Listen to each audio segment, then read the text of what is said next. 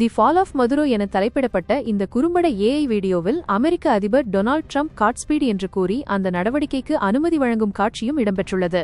சமூக ஊடகங்களில் பரவலாக பகிரப்படும் ஒரு ஏஐ மூலம் உருவாக்கப்பட்ட வீடியோ வெனிசுவேலா தலைவர் நிக்கோலஸ் மதுரோவும் அவரது மனைவி சிலியா புளோரஸும் அமெரிக்காவின் சர்ச்சைக்குரிய ராணுவ நடவடிக்கையில் பிடிபட்டதாக கற்பனை செய்து காட்டுகிறது. சுமார் 1 நிமிடம் 54 வினாடிகள் நீளமுள்ள இந்த வீடியோ மதுரோவின் இல்லம் என காட்டப்படும் இடத்தில் வெடிப்புகள் நிகழ்வதை சித்தரிக்கிறது.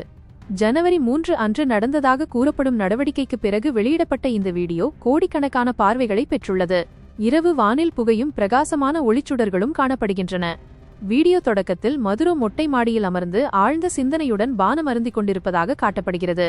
அப்போது அமெரிக்க ராணுவ ஹெலிகாப்டர்கள் கராகஸ் நகரை நோக்கி வருவதாக காட்சி மாறுகிறது. ஏஐ மூலம் உருவாக்கப்பட்ட சிலியா புளோரஸ் கதாபாத்திரம் கவலையுடன் மதுரோவை நோக்கி நடந்து வருவதாக காணப்படுகிறது. மதுரோவின் வீழ்ச்சி என தலைப்பிடப்பட்ட இந்த வீடியோவில் அமெரிக்க அதிபர் ட்ரம்ப் காட்ஸ்பீடு என்று கூறி நடவடிக்கைக்கு பச்சை கொடி காட்டும் காட்சியும் இடம்பெறுகிறது.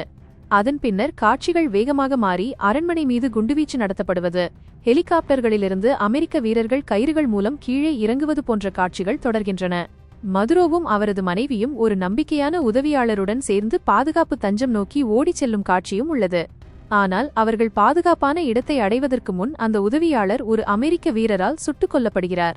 பின்னர் அந்த வீரர் இலக்கு கைப்பற்றப்பட்டது என்று அறிவிக்கிறார்.